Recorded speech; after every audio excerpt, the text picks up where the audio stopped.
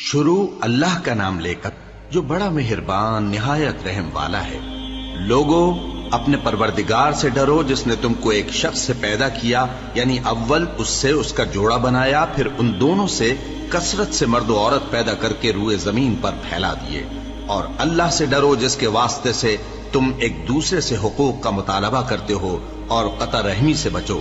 کچھ شک نہیں کہ اللہ تمہیں دیکھ رہا ہے۔ اور یتیموں کا مال جو تمہاری تحویل میں ہو ان کے حوالے کر دو، اور ان کے پاکیزہ اور عمدہ مال کو اپنے ناقص اور برے مال سے نہ بدلو، اور نہ ان کا مال اپنے مال میں ملا کر کھاؤ کہ یہ بڑا سخت گناہ ہے۔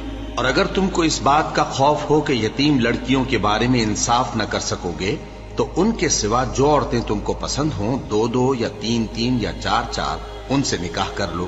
اور اگر اس بات کا اندیشہ ہو کہ کئی عورتوں سے انصاف نہ کر سکو گے تو ایک ہی عورت سے نکاح کرو یا باندی سے تعلق رکھو جس کے تم مالک ہو۔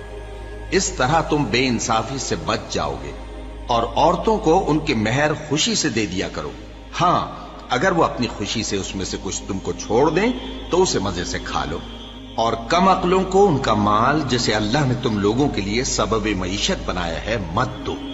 ہاں، اس میں سے ان کو کھلاتے اور پہناتے رہو اور ان سے معقول بات کہتے رہو۔ اور یتیموں کو بالغ ہونے تک کام کاج میں مصروف رکھو اور جانچتے رہو۔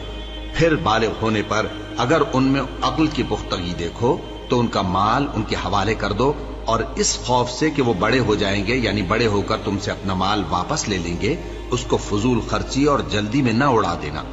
اور جو شخص آسودہ حال ہو اس کو ایسے مال سے قطعی طور پر پرہیز رکھنا چاہیے، اور جو ضرورت مند ہو وہ مناسب طور پر یعنی بقدر خدمت کچھ لے لے۔ اور جب ان کا مال ان کے حوالے کرنے لگو تو گواہ کر دیا کرو، اور حقیقت میں تو اللہ ہی گواہ اور حساب لینے والا کافی ہے۔ جو مال ماں باپ اور رشتہ دار چھوڑ مریں، تھوڑا ہو یا بہت، اس میں مردوں کا بھی حصہ ہے اور عورتوں کا بھی۔ یہ حصے اللہ کے مقرر کیے ہوئے ہیں۔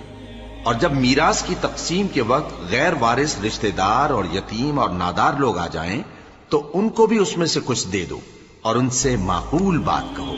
اور ایسے لوگوں کو ڈرنا چاہیے جو ایسی حالت میں ہوں کہ اپنے بعد ننھے بچے چھوڑ جائیں، اور ان کو ان کی نسبت خوف ہو کہ ہمارے مرنے کے بعد ان بیچاروں کا کیا ہوگا۔ پس چاہیے کہ یہ لوگ اللہ سے ڈریں اور درست بات کہیں۔